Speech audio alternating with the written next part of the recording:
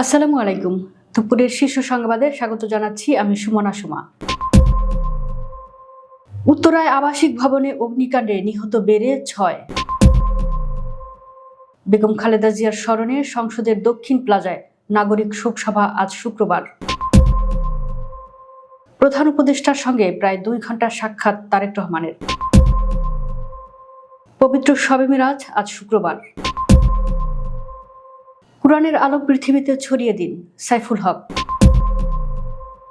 Barishal BM college ছাত্রলীগের যুগ্ম আহ্বায়ক মঈন তুষার আটক। ঢাকা চট্টগ্রাম মহাসড়কে ১৩ কিলোমিটার যানজট। ঢাকার কেরানীগঞ্জে নিখোঁজের ২০ দিন পর বাসা থেকে মা মেয়ের অর্ধগলিত লাশ উদ্ধার। ফের মাঠে গড়াচ্ছে বিপিএল। ৩ জেলায় বইছে মৃদু শৈত্যপ্রবাহ, সর্বনিম্ন তাপমাত্রা পঞ্চগড়ে। ৮০০ বিক্ষোভকারীর ফাঁসির দণ্ড কার্যকর স্থগিত করল ইরান। ট্রাম্পকে নোবেল পুরস্কারের পদক উপহার দিলেন মাদ্রাদো। শুনছিলেন শিরোনাম, এবার বিস্তারিত। রাজধানীর উত্তরায় আবাসিক ভবনে অগ্নিকাণ্ডে মৃত্যুর সংখ্যা বেড়ে ৬ জনে দাঁড়িয়েছে। শুক্রবার সকাল ৭টা ৫০ দিকে উত্তরা ১১ নম্বর সেক্টরের ১৬ নম্বর রোডে এই অগ্নিকাণ্ড ঘটে। ফায়ার সার্ভিসের ডিউটি অফিসার খালেদা ইয়াসমিন এ তথ্য নিশ্চিত করেন। নিহতদের মধ্যে ৩ জনের পরিচয় জানা গেছে। তারা হলেন কাজী ফজলে রাব্বি, তার স্ত্রী আফরোজা আক্তার সুবর্ণা ও তাদের ছোট ছেলে কাজী ফাইয়াস রিশান। ফায়ার সার্ভিস সূত্রে জানা গেছে ৩৬ নম্বর হোল্ডিংয়ে ৬তলা বাড়ির দোতলায় সকাল ৭টা ৫০ দিকে আগুনের সূত্রপাত হয়। খবর পেয়ে উত্তরা ফায়ার স্টেশনের ২টি ইউনিট গিয়ে আগুন নিয়ন্ত্রণের কাজ শুরু করে। ৮টা ২৫ আগুন নিয়ন্ত্রণে আসে। প্রথমে ৩ জনের লাশ উদ্ধারের কথা জানায় ফায়ার সার্ভিস। পরে আরও ৩ জনের মৃত্যুর কথা জানা যায়। এ ঘটনায় ১৩ জনকে উদ্ধার করে কুয়েত মৈত্রী হাসপাতালে পাঠানো হয়েছে। সকাল ১০টার দিকে আগুন পুরোপুরি নেভানো সম্ভব হয়। তাৎক্ষণিকভাবে আগুন লাগার কারণ জানা যায়নি।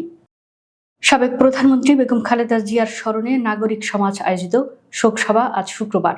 এ নিয়ে গতকাল বৃহস্পতিবার রাজধানীর কৃষিবিদ ইনস্টিটিউটে এক সংবাদ সম্মেলন হয়।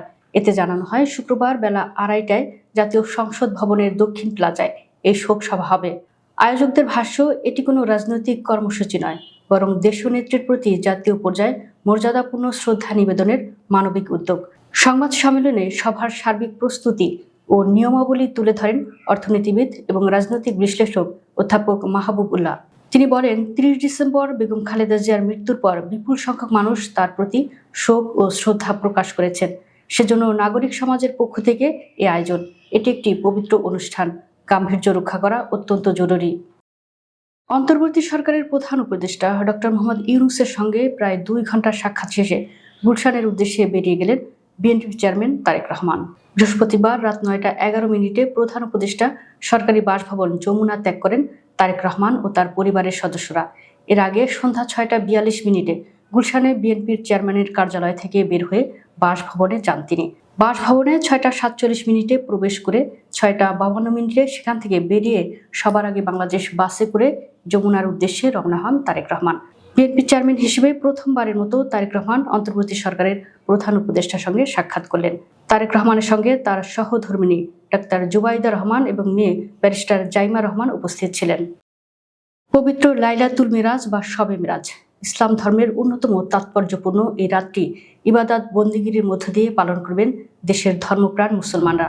শবে মিরাজ মহানবী হযরত মুহাম্মদ সাল্লাল্লাহু আলাইহি ওয়াসাল্লামের জীবনের এক ঐতিহাসিক ও গুরুত্বপূর্ণ অধ্যায়। এই ঘটনাতে মুসলমানদের জন্য ৫ ওয়াক্ত নামাজ ফরজ হয়। আল্লাহর নির্দেশ নিয়ে এ রাতেই প্রিয় নবী সাল্লাল্লাহু আলাইহি ওয়াসাল্লাম প্রতিদিন ৫ বার সালাত আদায়ের বিধান মানব জাতির কাছে পৌঁছে দেন। ইসলামের ইতিহাস অনুযায়ী নবুয়তের ১০ম বছরে বা ৬২১ খ্রিস্টাব্দে এক রাতে হযরত মুহাম্মদ সাল্লাল্লাহু আলাইহি ওয়াসাল্লাম পবিত্র কাবা শরীফ থেকে জেরুজালেমের বাইতুল মুকাদ্দাস বা মসজিদুল আকসায় গমন করেন।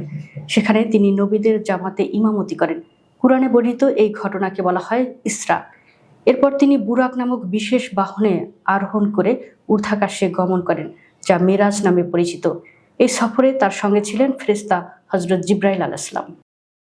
কুরআনের আলো পৃথিবীতে ছড়িয়ে দেওয়ার আহ্বান জানিয়ে বাংলাদেশের বিপ্লবী ওয়ার্কার্স পার্টির সাধারণ সম্পাদক ও ঢাকা ১২ আসনের বিএনপি সমর্থিত প্রার্থী সাইফুল হক বৃহস্পতিবার রাজধানী ঢাকা ১২ আসনের হযরত বেলাল রাদিয়াল্লাহু তাফিজুল কুরআন মাদ্রাসায় ফারেক হাফেজ শিক্ষার্থীদের দস্তারবন্দি উপলক্ষে চতুর্থ বার্ষিক পাগড়ি ও দোয়া অনুষ্ঠানে প্রধান অতিথির বক্তব্যে তিনি এই আহ্বান জানান।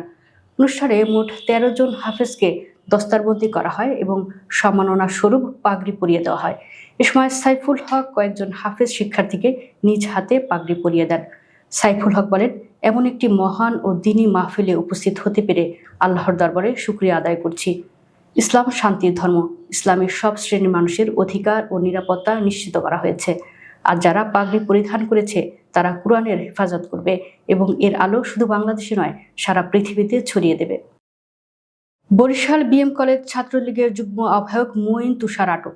বৃহস্পতিবার ১৫ জানুয়ারি রাতের দিকে উত্তরা আধুনিক হাসপাতালের সামনে থেকে তাকে আটক করা হয়। উত্তরা পশ্চিম থানার ভারপ্রাপ্ত কর্মকর্তা মোহাম্মদ রফিক আহমেদ বিষয়টি নিশ্চিত করেছেন। পুলিশ জানায়, রাতের বেলা হাসপাতালের সামনে এলাকায় কিছুটা উত্তেজনাকর পরিস্থিতির সৃষ্টি হলে স্থানীয় লোকজন এক ব্যক্তিকে আটক করে পুলিশে খবর দেয়। পরে পুলিশ ঘটনাস্থলে গিয়ে তাকে নিজেদের হেফাজতে নেয়। প্রাথমিকভাবে তার পরিচয় নিশ্চিত হওয়ার পর তাকে থানায় নিয়ে যাওয়া হয়। এই ঘটনার একটি ভিডিও সামাজিক যোগাযোগ মাধ্যমে ছড়িয়ে পড়ে। ভিডিওতে দেখা যায় কয়েকজন যুবক হাসপাতালের সামনে এক ব্যক্তিকে আটক করে পুলিশের কাছে হস্তান্তর করেছে। মঈন তুষার এক সময় বরিশাল সরকারি ব্রজমোহন কলেজ ছাত্র সংসদের ভিপি ছিলেন। পাশাপাশি তিনি নিষিদ্ধ ঘোষিত ছাত্রলীগের কলেজ শাখার সাবেক যুগ্ম আহ্বায়কের দায়িত্ব পালন করেছেন। রাজনৈতিক অঙ্গনে তিনি বরিশাল সিটি কর্পোরেশনের সাবেক মেয়র প্রয়াত শওকত হোসেন হিরণের ঘনিষ্ঠ হিসেবে পরিচিত ছিলেন। মুন্সিগঞ্জের গজারিয়া উপজেলায় ঢাকা-চট্টগ্রাম মহাসড়কের কুমিল্লামুখী লেনে ভয়াবহ যানজটের সৃষ্টি হয়েছে। শুক্রবার ১৬ জানুয়ারি ভোর ৪টা থেকে গজারিয়া অংশের প্রায় ১৩ কিলোমিটার সড়ক জুড়ে দীর্ঘ যানজট দেখা দেয়। ভোর থেকেই মহাসড়কে যান চলাচল ধীর গতিতে শুরু হয় এবং সময় গণনের সঙ্গে সঙ্গে যানজট আরও তীব্র আকার ধারণ করে। এতে সাধারণ মানুষ, শিক্ষার্থী ও দূরপাল্লার যাত্রীরা চরম ভোগান্তিতে পড়েন। অনেক যানবাহন ঘণ্টার পর ঘণ্টা একই স্থানে আটকে থাকায় যাত্রীদের মধ্যে ক্ষোভ ও দুর্ভোগ বাড়তে থাকে। স্থানীয়দের অভিযোগ, নিয়মিত যানজট নিরসনে কার্যকর উদ্যোগ না নেওয়ায় এই মহাসড়কে প্রায় এমন পরিস্থিতির সৃষ্টি হচ্ছে। ঢাকার কেরানীগঞ্জে নিখোঁজের প্রায় ২০ দিন পর এক মা ও তার কিশোরী মেয়ের অর্ধগলিত লাশ উদ্ধার করেছে পুলিশ। বৃহস্পতিবার রাতের দিকে কেরানীগঞ্জ মডেল থানাধীন কালিন্দী ইউনিয়নের মুক্তিরবাগ এলাকা থেকে লাশ দুটি উদ্ধার করা হয়। নিহতরা হলেন রোকেয়া রহমান ও তার মেয়ে ফাতেমা। ফাতেমা স্থানীয় একটি শিক্ষা প্রতিষ্ঠানের শিক্ষার্থী ছিলেন। পুলিশ জানায়, কালিন্দী ইউনিয়নের মুক্তিরবাগ এলাকায় স্বামী মিয়ার মালিকানাধীন ৫তলা ভবনের ২য় তলায় ফাতেমার গৃহশিক্ষিকা মিমের ভাড়া বাসা থেকে লাশ দুটি উদ্ধার করা হয়। দুর্গন্ধ ছড়িয়ে পড়ায় স্থানীয়রা পুলিশকে খবর দেন। পুলিশ ঘটনাস্থলে গিয়ে ফ্ল্যাটের দরজা ভেঙে ভেতরে প্রবেশ করে।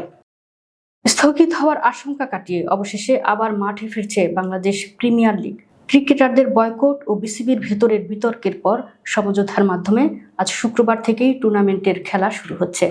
বৃহস্পতিবার রাজধানীর গুলশানের নাভানা টাওয়ার্সে বিসিবি কার্যালয়ে ওয়াব সভাপতি মোহাম্মদ মিঠুনকে সঙ্গে নিয়ে আয়োজিত এ সংবাদ সম্মেলনে এই ঘোষণা দেন তিনি। বাংলাদেশ ক্রিকেট বোর্ডের পরিচালক এম নাজমুল ইসলামের বিতর্কিত মন্তব্যকে কেন্দ্র করে তার পদত্যাগের দাবিতে বৃহস্পতিবার বিপিএল এর 2টি ম্যাচ বয়কট করেছিলেন ক্রিকেটাররা। তবে আলোচনা ও সিদ্ধান্তের পর বয়কট করা ম্যাচ দুটি শুক্রবার অনুষ্ঠিত হবে বলে জানিয়েছেন বিপিএল গভর্নিং কাউন্সিলের সদস্য সচিব ইফতেখার রহমান। দেশের ৩ জেলায় মৃদু শৈত্যপ্রবাহ বয়ে যাচ্ছে এবং তা অব্যাহত থাকতে পারে বলে জানিয়েছেন আবহাওয়া অধিদপ্তর। শুক্রবার সকালে আবহাওয়ার পূর্বাভাসে এ তথ্য জানানো হয়েছে। এতে বলা হয়েছে, দিনাজপুর, পঞ্চগড় ও চুয়াডাঙ্গা জেলার উপর দিয়ে মৃদু শৈত্যপ্রবাহ বয়ে যাচ্ছে এবং তা অব্যাহত থাকতে পারে। আগামী ২৪ ঘন্টায় অস্থায়ীভাবে আংশিক মেঘলা আকাশও সারা দেশের আবহাওয়া শুষ্ক থাকতে পারে। সেই সঙ্গে শেষ রাত থেকে সকাল পর্যন্ত দেশের কিছু কিছু এলাকায় হালকা থেকে মাঝারি ধরনের কুয়াশা পড়তে পারে। এছাড়া সারা দেশে রাতের তাপমাত্রা প্রায় অপরিবর্তিত থাকতে পারে এবং দিনে সামান্য বাড়তে পারে। এদিকে সকাল ৬টায় দেশের সর্বনিম্ন তাপমাত্রা রেকর্ড করা হয়েছে পঞ্চগড়ের তেঁতুলিয়ায় ৮.৫ ডিগ্রি সেলসিয়াস। ইরানে সরকার বিরোধী আন্দোলনে অংশ নেওয়ার অভিযোগে গ্রেফতার প্রায় ৮০০ বিক্ষোভকারীর মৃত্যুদণ্ড কার্যকর আপাতত স্থগিত করা হয়েছে। যুক্তরাষ্ট্রের পক্ষ থেকে জানানো হয়েছে, আন্তর্জাতিক চাপ ও কূটনৈতিক তৎপরতার পরিপ্রেক্ষিতেই তেহরান এ সিদ্ধান্ত নিয়েছে। হোয়াইট হাউসে এক নিয়মিত ব্রিফিংয়ে মার্কিন প্রেসিডেন্ট ডোনাল্ড ট্রাম্পের প্রেস সেক্রেটারি ক্যারোলিন লিভিট বলেন, ইরান সরকার নির্ধারিত সময়সূচি অনুযায়ী যেদিন ওই বিক্ষোভকারীদের ফাঁসি কার্যকর হওয়ার কথা ছিল তার আগে দণ্ড কার্যকরের সিদ্ধান্ত থেকে সরে এসেছে। তার ভাষ্য অনুযায়ী প্রেসিডেন্ট ট্রাম্প ও মধ্যপ্রাচ্যের উপসাগরীয় অঞ্চলের কয়েকটি মিত্র দেশের চাপে এ সিদ্ধান্তে ভূমিকা রেখেছে। মার্কিন প্রেসিডেন্ট ডোনাল্ড ট্রাম্পের সঙ্গে দেখা করেছেন ভেনেজুয়েলার বিরোধী নেত্রী মারিয়া করিনা মাচাদো। এ সময় ট্রাম্পকে নিজের নোবেল শান্তি পুরস্কারের পদক উপহার দেন তিনি। বৃহস্পতিবার 15 জানুয়ারি হোয়াইট হাউসে দুই নেতার মধ্যে উচ্চ পর্যায়ের এক বৈঠক অনুষ্ঠিত হয়েছে। খবর বার্তা সংস্থা রয়টার্সের। ট্রাম্প ও মাচাদোর প্রথম সরাসরি সাক্ষাৎ ছিল এটি। সাক্ষাতের পরপরই সামাজিক মাধ্যম ট্রুথ সোশ্যালে ভেনেজুয়েলার বিরোধী নেত্রীর প্রতি কৃতজ্ঞতা প্রকাশ করেন মার্কিন প্রেসিডেন্ট। তিনি জানান, এই পুরস্কার পারস্পরিক শ্রদ্ধার চমৎকার নিদর্শন। মাচাদো সাংবাদিকদের বলেন, ভেনেজুয়েলার জনগণের স্বাধীনতার প্রতি প্রতিশ্রুতির স্বীকৃতি হিসেবেই তিনি ট্রাম্পকে নোবেলের শান্তি পুরস্কার পদকটি উপহার দিয়েছেন। এদিকে নরওয়ের নোবেল ইনস্টিটিউট আগেই জানিয়েছেন, নোবেল পুরস্কার হস্তান্তর, ভাগ বা প্রত্যাহার করা যায় না, অর্থাৎ সম্মানটি মাচাদোরই থাকবে। দর্শক, ভিডিওটি শেষ পর্যন্ত দেখার জন্য আপনাকে অসংখ্য ধন্যবাদ। নিত্য নতুন ভিডিও পেতে আমাদের ইউটিউব চ্যানেলটি সাবস্ক্রাইব করুন এবং নিয়মিত নোটিফিকেশন পেতে বেল বাটনটি ক্লিক করুন। আমাদের ফেসবুক পেজটি ফলো করুন। এছাড়াও আমাদের ভিডিও লাইক, কমেন্ট ও শেয়ার করুন। আল্লাহ হাফেজ।